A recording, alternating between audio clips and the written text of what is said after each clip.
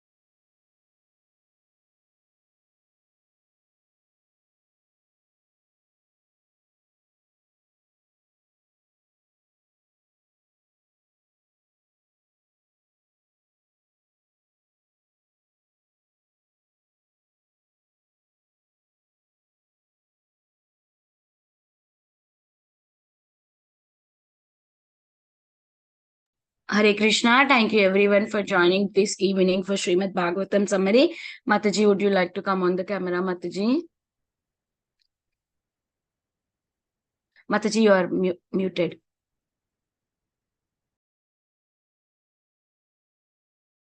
I'm here. Yeah. Hare Krishna Mataji.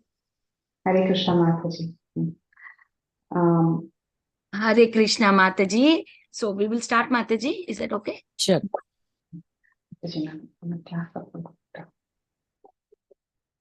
Mataji, for class, I'm starting now. So can you text me?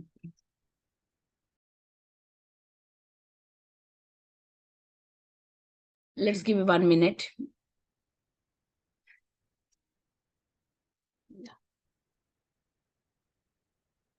Yeah.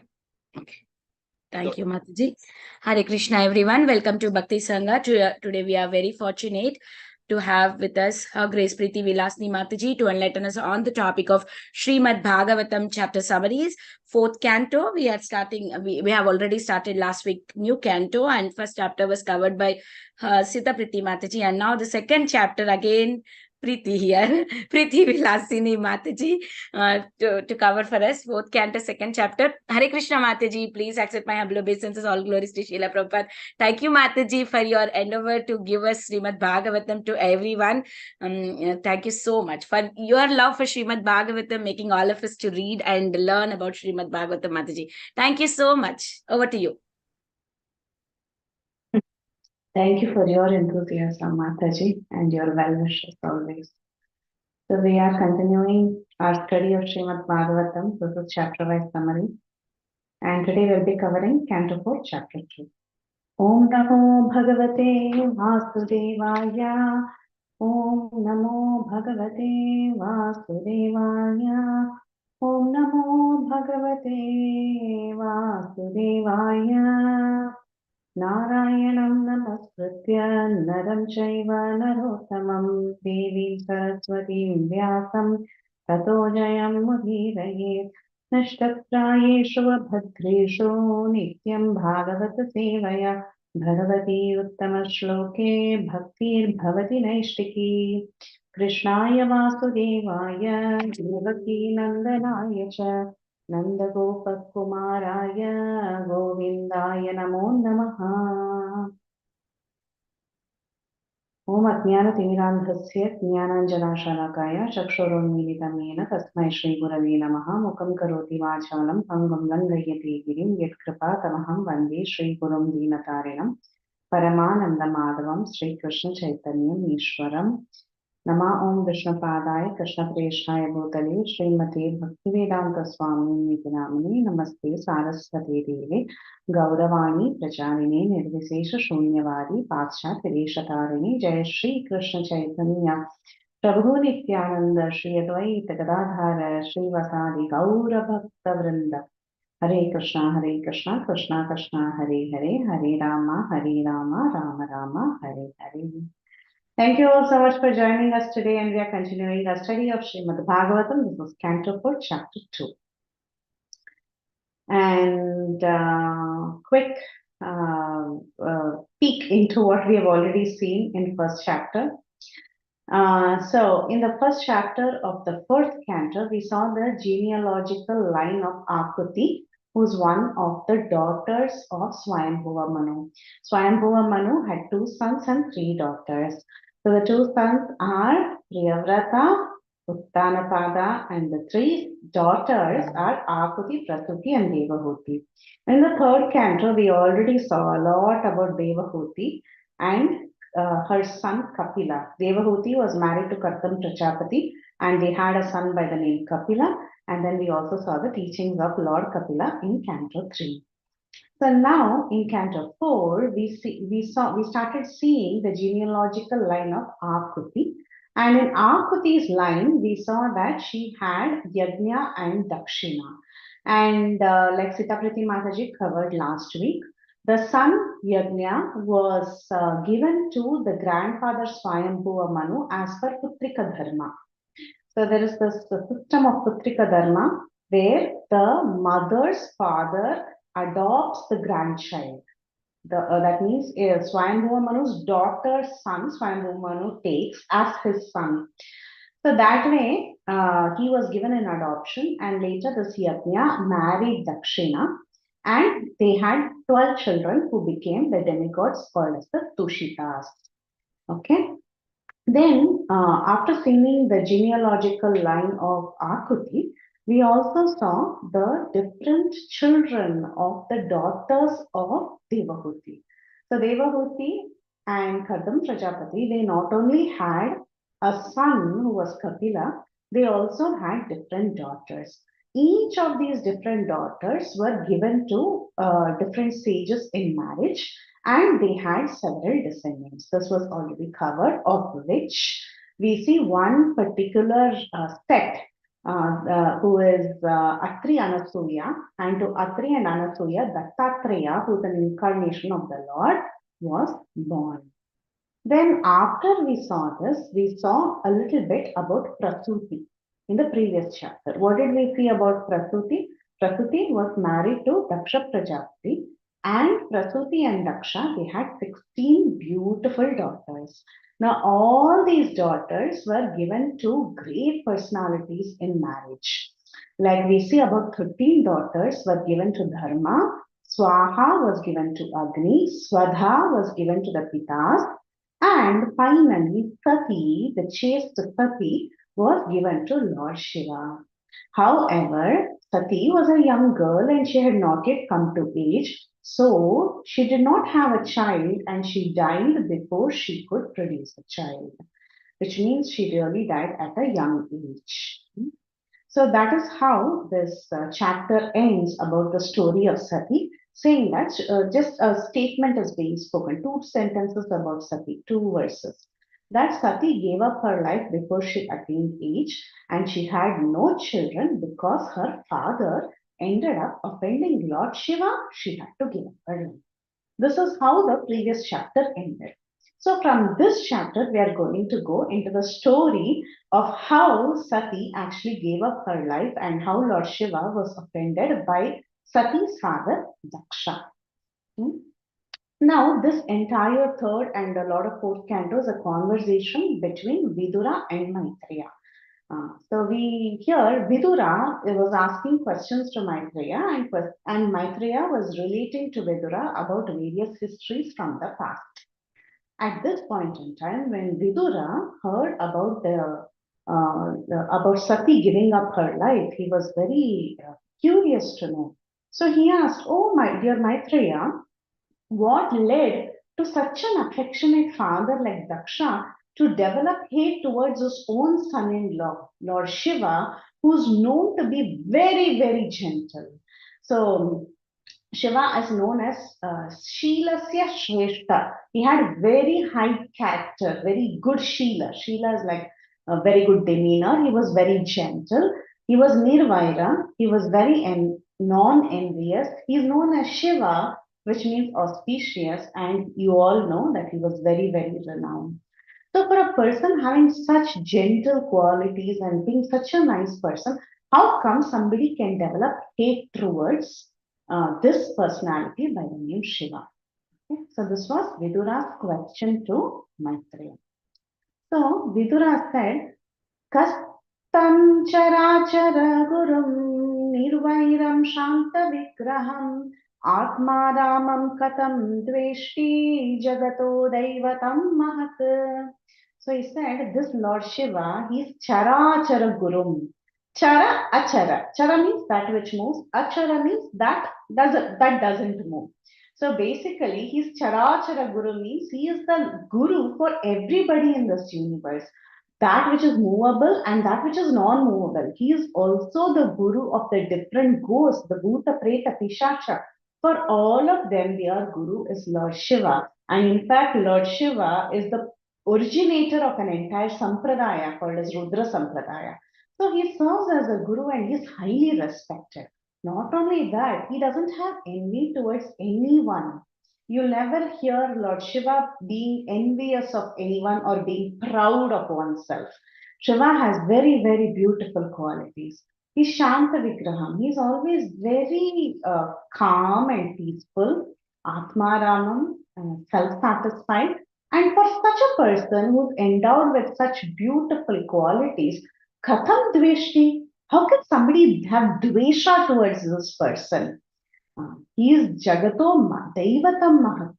He is one of the best ever personalities in this universe. He's a great Deva. He is Mahadeva. He's the Lord of all the demigods. He's the greatest of all demigods. So how can someone hate this person? And the question is even more significant because Daksha was a great Prajapati. Now, when a person, what is the meaning of Prajapati? The meaning of Prajapati is one who's a progenitor. Progenitor means one who's responsible for bringing forth generations of people. So, in one sense, he's like a father for all living entities. So, how can a responsible person like Daksha, who's so skilled in his task and who cares for all the living entities, have hate towards a great personality? And he was having hate towards his daughter's husband. How was his daughter? His daughter is Sati. Sati means very chaste. She was endowed with very good qualities. She was a perfect follower of her husband. And who is her husband? Her husband is Lord Shiva, who is Parama Vaishnava, who is the topmost of all Vaishnavas. So imagine all these qualities is there in Shiva. Shiva's wife is Sati. Sati is the daughter of Daksha, who's a Prajapati. And in spite of it, Daksha developed hate towards Lord Shiva. This was unbelievable. Actually, we have seen quarrel between daughter-in-law and mother-in-law. But this is a unique quarrel, a quarrel between son-in-law and father-in-law. That too, it was so bitter that the daughter had to give up her life. So even a fight between a daughter-in-law and a mother-in-law may not result in the boy, taking up to such extreme steps. But here you have a fight between a father-in-law and a son-in-law, and the daughter took a very, very extreme step. So when Maitreya was questioned like this, Maitreya began to reply. He said, once upon a time, there was a great sacrifice, there was a great yajna that was conducted by the leaders of the universe. So who all were present in that yajna? Demigods were present, Prajapatis, fire gods, Shiva, Brahma, all of them were invited to that yajna, and they all were present there in that yajna. At that time, Daksha, who's the Prajapati, who was in fact considered as the best of all Prajapatis, he was like a leader to the rest of the Prajapatis. So he made his entry. Now, Daksha, when he made his entry, Daksha's personality was so illuminating. He was like another sun when he entered the assembly. So, looking at his pages, his Brahma pages, everybody got up. All the demigods, the fire gods, everybody they got up except two of them.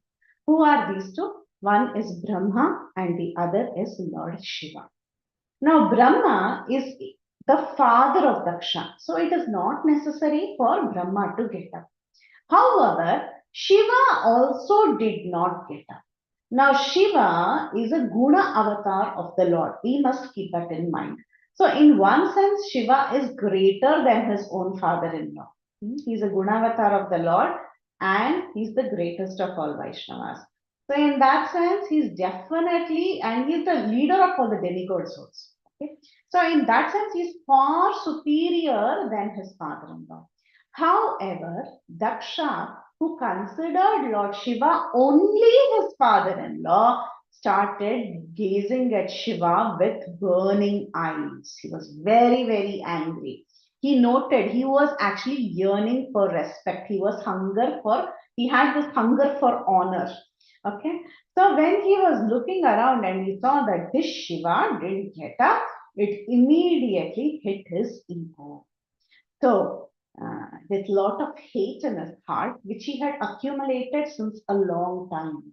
Now, the hate that Daksha is about to show now in these few verses is not a hate that came out of spontaneous anger. Sometimes we get angry spontaneously and we just say something. It is not like that. It was a premeditated anger. Why? Because from a very long time, Daksha always felt that his daughter Sati was an inappropriate match for Lord Shiva. He never liked Shiva's behavior in one sense, his external appearance. That is what he never liked. He never liked the lifestyle of the Lord Shiva. So he always felt that this Shiva, he's not a very well-behaved son-in-law. So from the very beginning, he had a lot of friction with him. So the anger that he was showing at this point in time was premeditated. It is not out of, sometimes we say in a fit of anger, I said something. It's not like that. It's been burning inside and it just came out in that assembly. So he called out to everybody who was present in the assembly and he said, Shruyatam Brahma Rishayo me. Oh, listen, all Brahma Rishis. Sahadevaha Sahaganayaha. All the Devas and all the Ganas who are present here. Sadhunan Dhruvato Vrittam. I'm about to say something. This, what I'm about to say, Nya Ajnana Nacha Matsara. I'm not speaking this out of ignorance or envy. Okay, so he's making a statement at this point in time, telling that everybody listen to me. I'm going to say something. And I'm telling this. And I'm going to speak about the manners of gentle people, how gentle people should behave. I'm going to make a comment about behavior of people. And whatever comment I am going to make now is not because of my ignorance or because I am envious. So sometimes when we want to actually point out a mistake or we want to say something to somebody, we tell them, oh, it's not that I'm trying to find a fault, but I want to say this, right? So like that, this Daksha, he says that na agnya na chamaksara. I'm neither ignorant nor am I envious, and I want to talk in general about behavior of good people, how people who are gentle should behave. And he began blaspheming Lord Shiva. Now, he didn't give a speech on gentle behavior. That is not what he did. What he did is, he did a speech on blasphemy of Lord Shiva. That Lord Shiva doesn't have even one good quality. So people should not be like Lord Shiva. That is what he's trying to tell here. So now in the next few verses, he gives different qualities of Lord Shiva. However, each of these words that he uses to describe the qualities of Lord Shiva, they also have another meaning. So many times demons, when they blaspheme the Lord, or when demons blaspheme Vaishnavas, each of the words that they use to blaspheme often has a different glorification meaning. And our acharyas are expert that they are able to dig out the real glorifying meaning. So here is a table, this is directly from Subodhini, and it gives the list of the different qualities he mentioned that Lord Shiva possesses. From the point of view of Daksha, it was all in negative tone. Everything was negative, all these qualities are negative. But our acharyas are able to see deep within it and they are able to glorify Shiva indirectly. So let's see what these different qualities are in the next set of verses.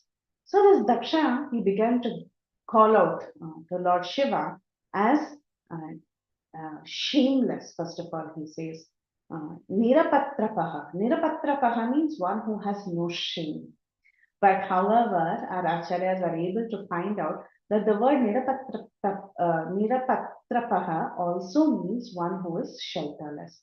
Because we know that Lord Shiva doesn't take shelter anywhere. He's sort of, he's like milk and yogurt. Like you say, Vishnu is milk and Lord Shiva is yogurt. He's not taking shelter of anyone.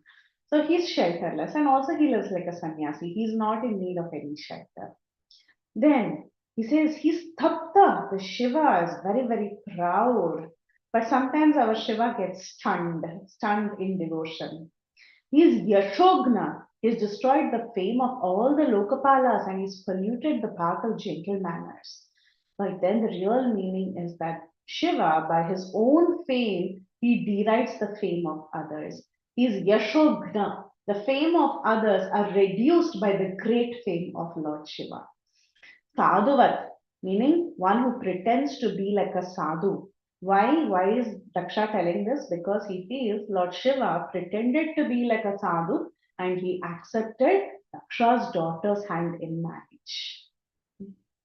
But the real meaning of sadhuvat is omniscient Shiva understands my bad behavior and keeps it a secret. My means Daksha's bad behavior and keeps it a secret. So he did not stand up and welcome me. He also understood the qualities in my daughter, which is equal to Savitri or Gayatri. So this is the secondary meaning of, or maybe you can say this is the primary meaning and that is the secondary meaning. Then he calls Lord Shiva as Markata Lochana. Markata means monkey. So he tells his eyes are like a monkey. He's a monkey-eyed person who has married my daughter who's got beautiful fawn eyes. Like a little deer. You've seen the eyes of a deer. It's so beautiful. So Daksha is telling my daughter Sati has fawn-like eyes. But this son-in-law of mine, he has eyes like a monkey.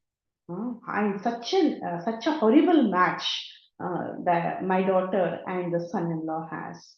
But then Markata Lochana actually means Lord Shiva mercifully grants the desires of monkey-like materialists. With his Lochana, with his eyes, he's granting mercy. He's looking at them very mercifully. Whom is he looking at? He's looking at monkey-like Markatas, I mean monkey-like materialists like us. Markata materialists like us.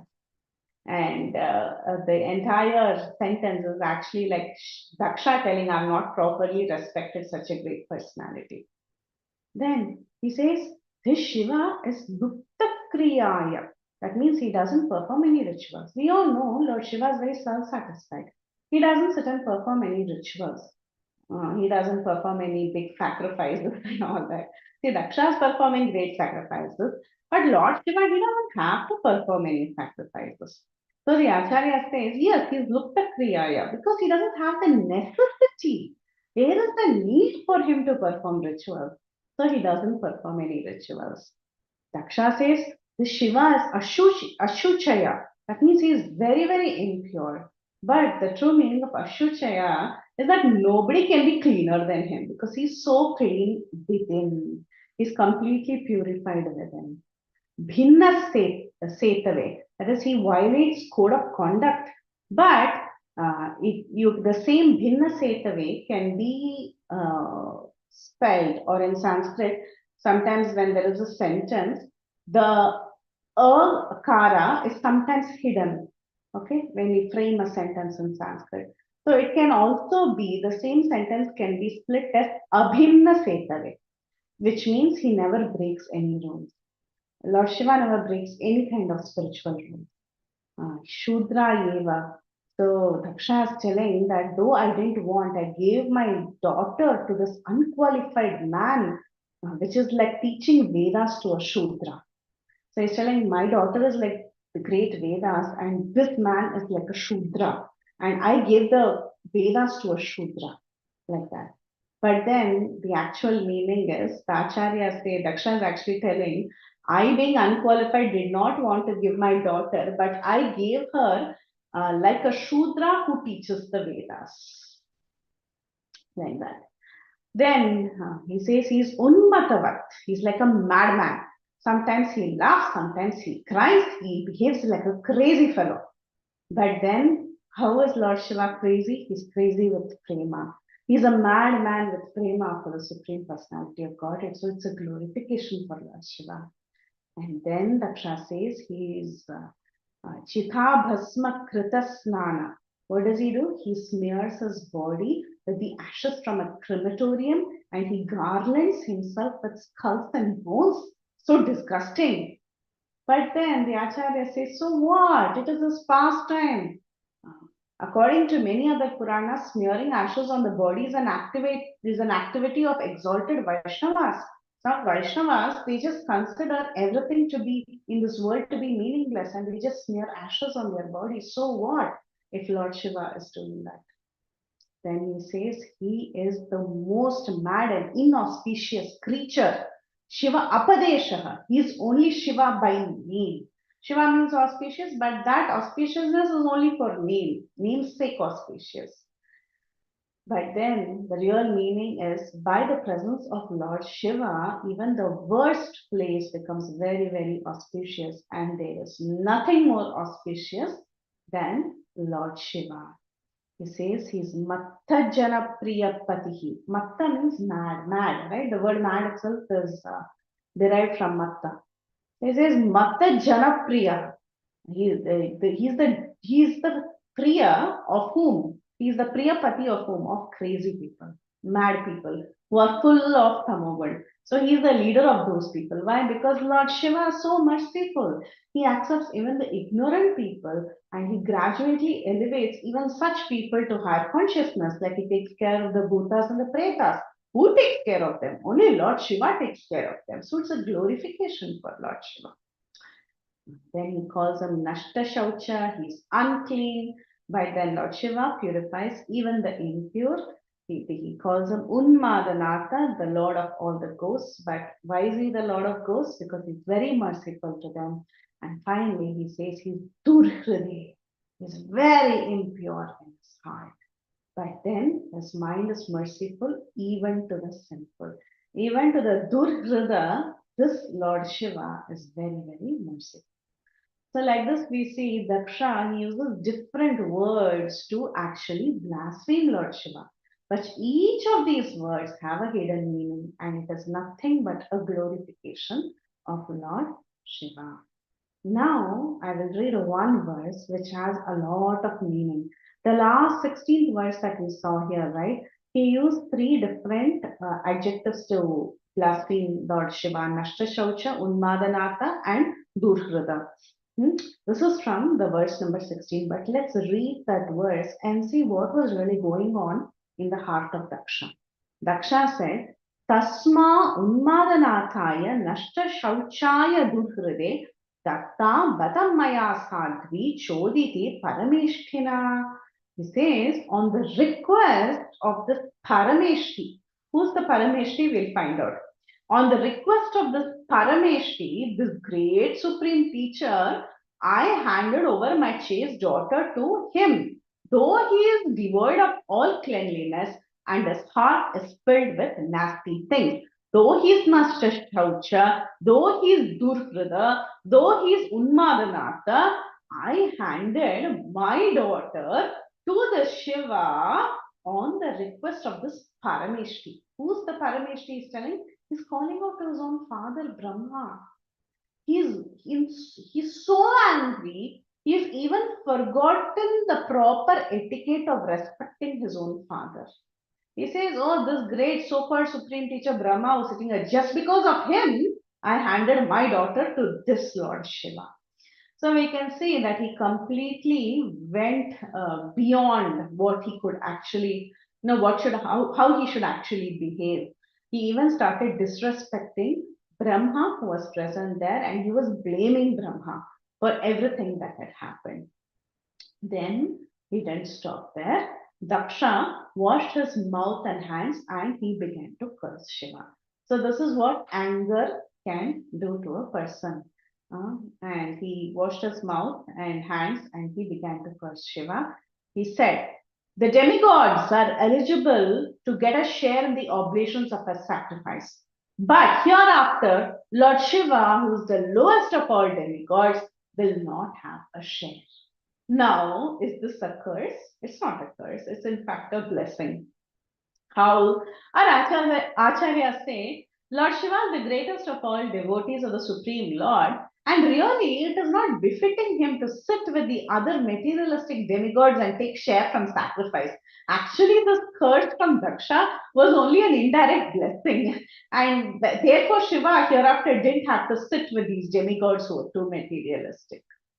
So sometimes some people are cursed in Bhagavatam. We see many curses in Bhagavatam. They only turn out to be blessings. They always turn out to be blessings. So whether if a Vaishnava curses, like for example, Narada Muni, sometimes he gives curses. Great Vaishnavas also can curse. That time also it becomes a blessing. But when a Vaishnava is cursed also, somehow it becomes a blessing. It may look like apparent suffering, but actually in reality it is always a blessing. So Lord Shiva was accepted this curse, and Daksha, after cursing Lord Shiva like this, he left in anger. So we also see that the action of one person affects the entire community of people. Because Daksha behaved very, very badly like this in front of Lord Shiva, he ended up cursing Lord Shiva. The entire community of Brahmanas and Vaishnavas, they became afflicted by this bad behavior. Why we say that is because you would see that in the next few verses, there's a great fight that starts. And all the Brahmanas are held responsible because Daksha was a leader of the Brahmanas. Daksha was a great Prajapati. And he was also a so-called Vaishnava, though Lord Shiva is the greatest of all Vaishnavas. So in one purport, Prabhupada talks about the ongoing enmity forever. It's always there between Vaishnavas and Shaivas. So we will see that actually coming out in this particular chapter.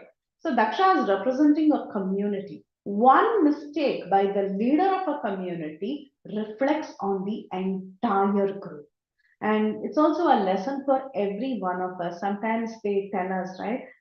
If you're representing ISKCON, you better behave properly because it's not just about you, it's about the entire community. Or they sometimes tell, like if you're representing your spiritual master, you better behave properly because you're not only are you being judged, your spiritual master is also being judged. So you should be very careful. You're representing that entire group of people and the leader. So Daksha, he cursed and he left in anger. Now, Lord Shiva, he didn't get affected by this because he was not at all interested in sitting like this with the demigods and taking the share of oblations or something like that. And Prabhupada in the purport, he talks about Gaur Kishore Das Babaji. So Gaur Kishore Das Babaji also, he would never sit with the people in crowd or people in general, with materialistic people. He always found very even strange places where nobody would sit. He would go to the filthiest place and sit there and do his bhajan, because he didn't want to get affected by this materialistic energy of these people around him.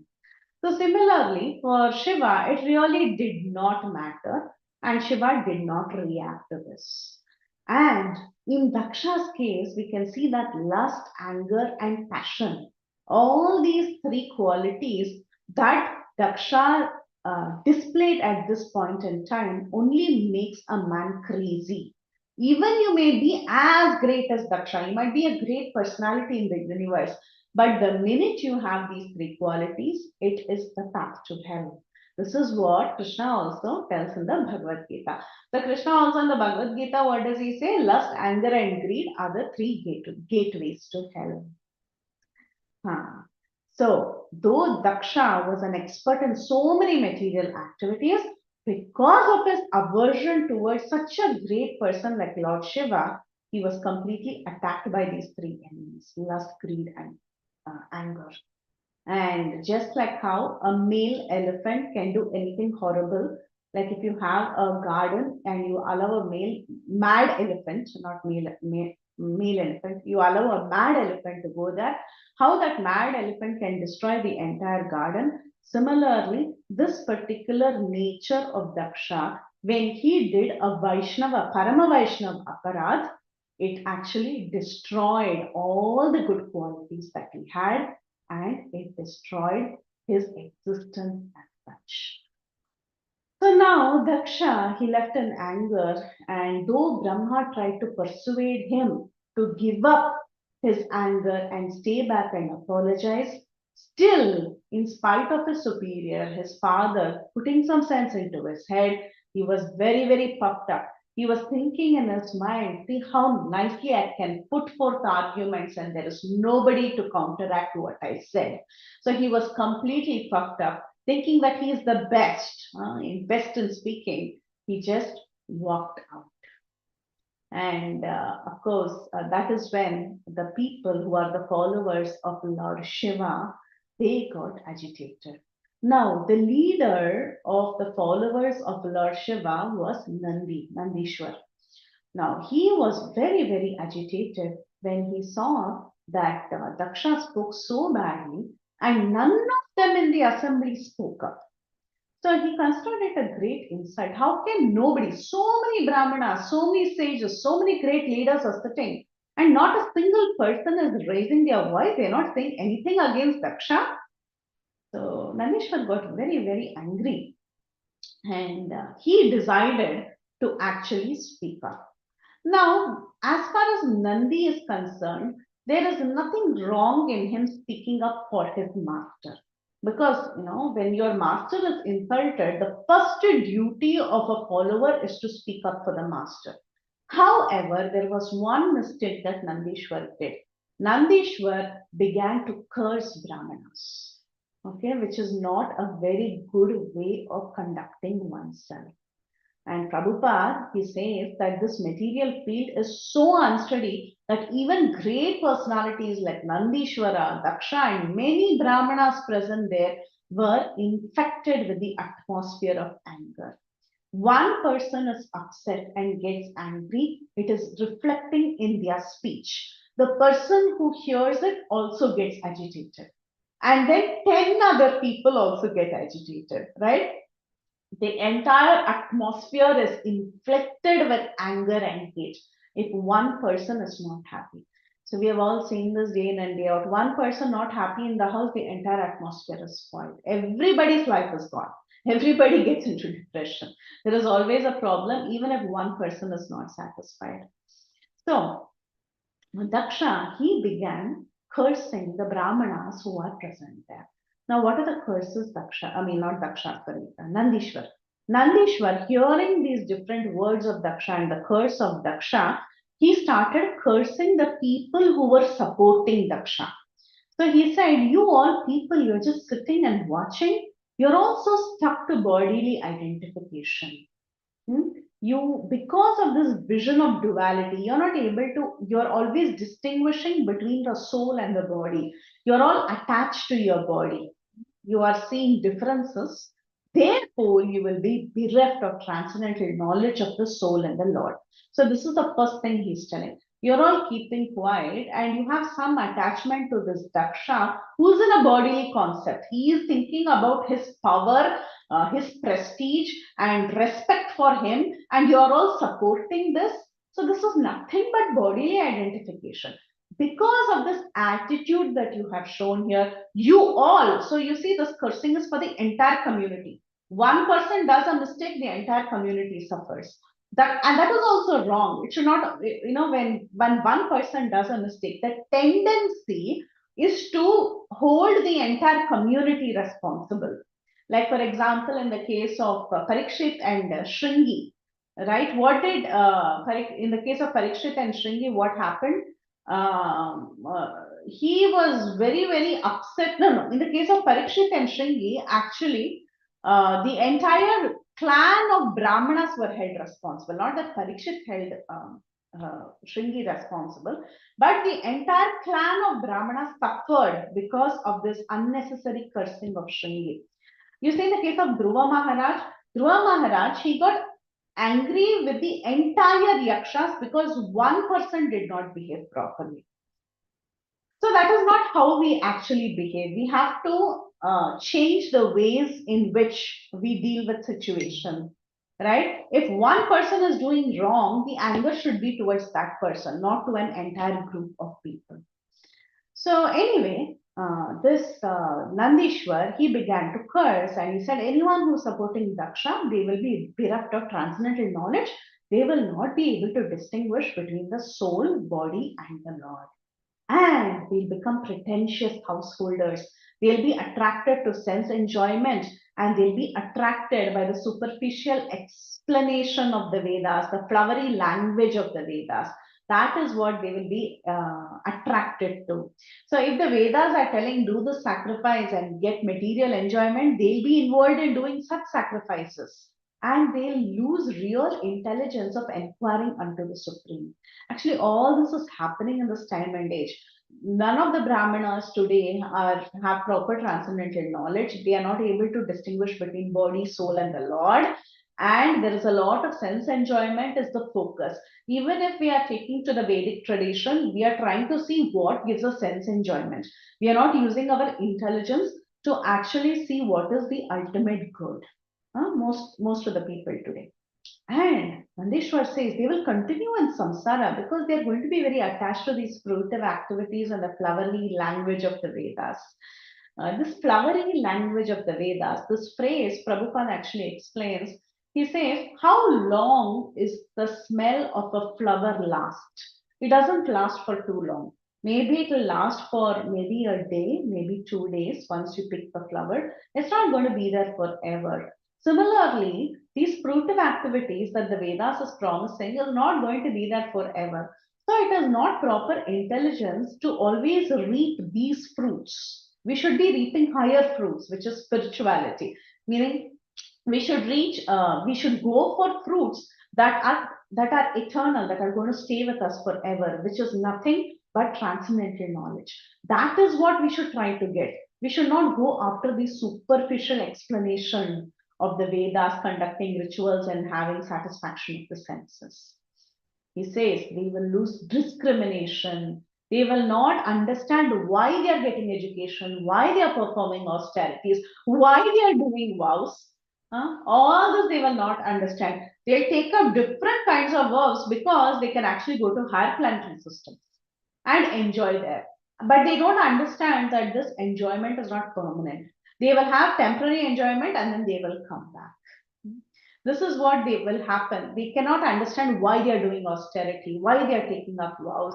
And they'll just keep doing this for the maintenance of the body so that they can live happy and satisfied in this world. So he says these Brahmanas, they'll come down to the point of becoming beggars just for the satisfaction of the body. And Prabhupada, he says that actually The word Brahmana today, in today's world, is kind of very concocted.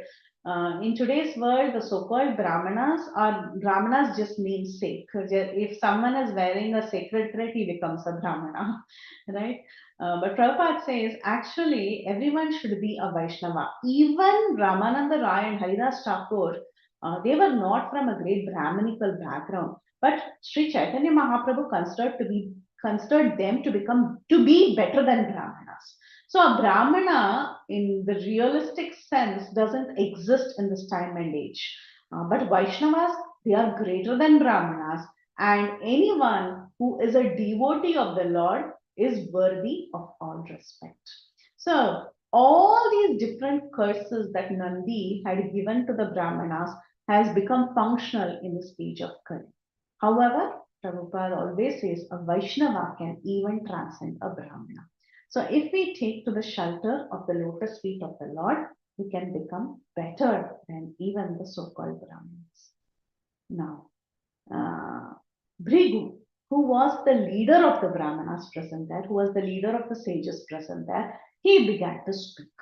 So now again, he begins to attack a group of people. He's not just cursing Nandi.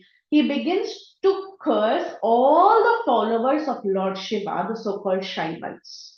Okay, so this is a curse that is effective even to this day for the followers of Lord Shiva. So he says, let all the followers of Lord Shiva become atheists. Let them become Pakhandis, Pashandi. Pashandi means to imitate. They are all imitators. A person who's not really a Vaishnava, who's an imitator, who's doing things that the scriptures do not suggest, who comes up with some concocted religion, concocted practices, who are diverted from scripture, such people are called as Pakhandis or Pashandis or atheists. So he says, let all the followers of Lord Shiva become imitators, let them get diverted from scripture. And there are two kinds of diversion from scripture. One kind of diversion is in the practice, in how they actually present themselves. They will they follow certain practices that is not recommended in the Vedas. That is one method. The other thing that happens is getting diverted from spiritual injunctions and coming up with a philosophy like the Mayavada philosophy. So Prabhupada talks about two sets of Pakhandis. And both of them, you see, they are followers of great Shiva to this day. Not only that, there will be a lot of people, so-called Shaivites, who will become addicted to wine and flesh. Imitating Shiva, they will have long hair. In fact, the Shaiva Agamas, they talk about all this, but the Shaiva Agamas are not necessarily Vedic. So Prabhupada also writes that in the purport. They'll become addicted to wine and flesh, and they will have long hair, they will be smoking ganja. All these different heretical views, they will take shelter of all this. Why? Because they criticized Brahmanas and the Vedas. So once we start criticizing the Brahmanas or the Vedas, we automatically get inflicted by negative qualities. Once you start criticizing the Vedas, then you have a very, very, very big problem. That's why it is mentioned that, see, Buddhism and Jainism is actually against the Vedas. Though Buddha himself was the Supreme Lord himself came as Buddha, we do not worship Buddha. Why? Because this Buddha was against the Vedas. Even if the Supreme Lord goes against the Vedas, we don't worship him. So anything that is against the Vedas, once you start speaking against the Vedas or once you start criticizing Brahmanas, then automatically there is a fall down. And this is a clear example. You see, now the followers of Lord Shiva, they would have all these qualities. And here Prabhupada says, therefore it is Sanatana, about Sanatana Dharma, that is as per the Vedas. And any blasphemy against the Vedas is calculated to be atheism, anyone who blasphemes the Vedas. The Vedas are described as Setu, which means a bridge. If one wants to attain his spiritual existence, one has to cross an ocean of nescience. The Vedas are the bridge by which to cross such a great ocean.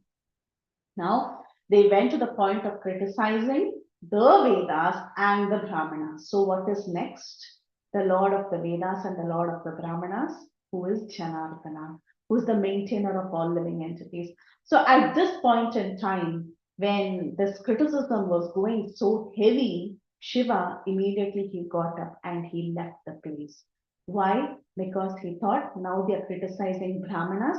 Next, they will start criticizing the Lord of the Brahmanas, who is Lord Janardana. Shiva did not want that. So he immediately got up, he was very morose, and he left the place. He didn't speak a word. So a Vaishnava, Shiva has very, very high qualities of a Vaishnava. A Vaishnava is always tolerant. Lord Shiva is considered the topmost of all Vaishnavas, and his character is shown in the scene, and his character is excellent. He did not speak a word. He showed extreme tolerance. He could have also spoken 100 things there. He didn't speak a word. He just left that place. In spite of Daksha cursing and leaving, and Shiva just walking out, the sacrifice continued. The remaining progenitors, the other Prajapatis, they continued the sacrifice and they completed the sacrifice. They went and took their Avirbrita Bhat in the confluence of Ganga and Yamuna, that is, marking the completion of the sacrifice, and they went to their respective places. Okay. Why did the sacrifice continue? The sacrifice continued because the sacrifice is meant to please the Supreme Lord, irrespective of who is there or not, who is pleased or displeased. Sacrifices once started would continue because sacrifice is not about demigods, rather, it is only for the worship of the Supreme Lord. So, any sacrifice that has started towards glorifying the Supreme Lord has to be completed. And Prabhupada again in the purport, when we discuss about sacrifices, he says the only sacrifice for this age of Kali is the Sankirtan Yajna. So is that 4.2, right? That's it. Okay. So we'll stop here. 45, yeah, I think we are good on that. Any questions?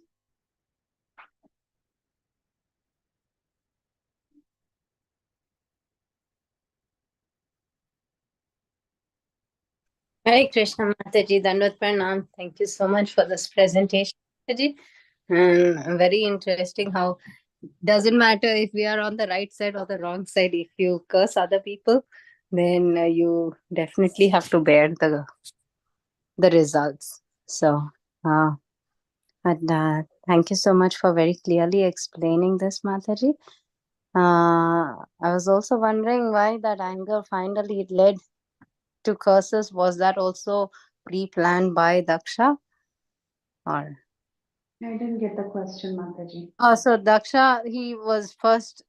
He started criticizing the Lord, and Lord Shiva, and then ultimately that led him to finally, curse Shiva, right? Yeah. So was that also premeditated, pre-planned, or? His cursing was pre-planned, you're asking? Yeah. Yeah. Okay. In anger, he didn't want Shiva to come for any sacrifice or be a recipient of any offerings. Okay. Yeah. Because in his anger, he had forgotten about the position of his own father. So that's why I was just wondering. Uh, he angrily, speaks about his father also. So that's why I was just wondering. It was the comparison reminded me of when I think Hiranyaksha and Varahadev were fighting. That time Hiranyaksha he also rebukes the Lord, and there was a positive comparison to how that actually I think Saraswati Devi gives the positive. Yes. Yeah. So that was very interesting. Every time something negative about the Lord and his dearest devotees are spoken, who in this is converting it to a positive note, Mataji? Is it Vyasadev himself, or? And acharyas, they give another meaning, like a In the purport or in the translation? purport, in the purport. Yeah. So thank you so much, Mataji. Very wonderful presentation. Hare Krishna. Thank you so much, Mataji. Hare Krishna. Hare Krishna, dear devotees. If you have any questions or realizations, you can please go ahead and share that with Mataji. Hare Krishna, Mataji, Dandavat Pranam, all glories to Srila Prabhupada. Thank you so much, Mataji. Sorry, background Harati is going on. Damodar Harati. It's time to do Harati. Yeah. So, Mataji, very, very beautiful presentation, Mataji. Thank you so much for telling about the Akuti, that line again. Yes, last week, Sita Preethi Mataji given us, but it was so much in detail. Like this one, it was very hard for me to understand in one go. Again, you repeated it. It made me really clear understanding now. And thank you, Mataji, for detailed explanation of how mother-in-law and daughter-in-law fighting and father-in-law and son-in-law fighting changes. That comparison was so nicely you have put in, Mataji. And very, very beautiful how whole story, how Lord Shiva's greatness is there, but then how Daksha was not able to see that, and everything was clearly explained, Mataji. This pastime everybody knows, but you have given in details. Every detail was explained very clearly, Mataji. Thank you so much. Hare Krishna. Thank you, Mataji. Hare Krishna.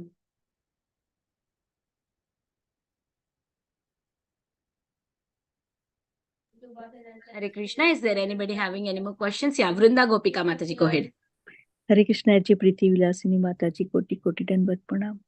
एक ही story हम बार बार सुनते हैं, पर बार बार उसमें अलग सा रस आता है माता जी, और लेसन भी सीखना मिलता है।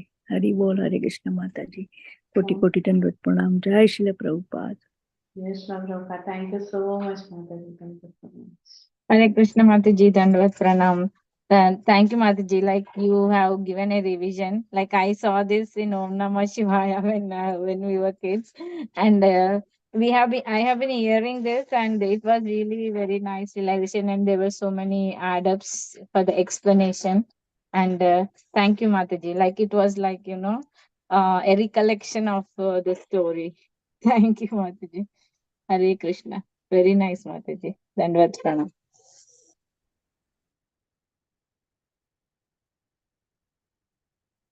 Else has any questions or comments? Yeah. If there are no more questions or comments, we can end the call here. Thank you everyone for joining today's Srimad Bhagavatam summary class. We'll meet in next week. I don't know if next week we have holiday.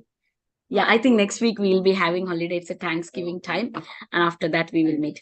Yeah, I would like to offer my obeisances to all of you. Vanchakalpatarobhyasya kripa sindhu bhyevacha patitanam pavanebhyo Vaishnavebhyo namo nama. Ananta koti Vaishnav vrinda ki jai. Srila Prabhupada ki jai. Her Grace Preethi Vilasini Mataji ki जय। jai. Thank you माता Jai. जी, कोटि Thank कोटि you, दंडवत Mataji. प्रणाम। Hari हरे Bol. Krishna. जय Thank you, Shri Mataji. Prabhupada. Jai Mataji. Thank you. Hare Krishna. Closing the call. Hari Bol.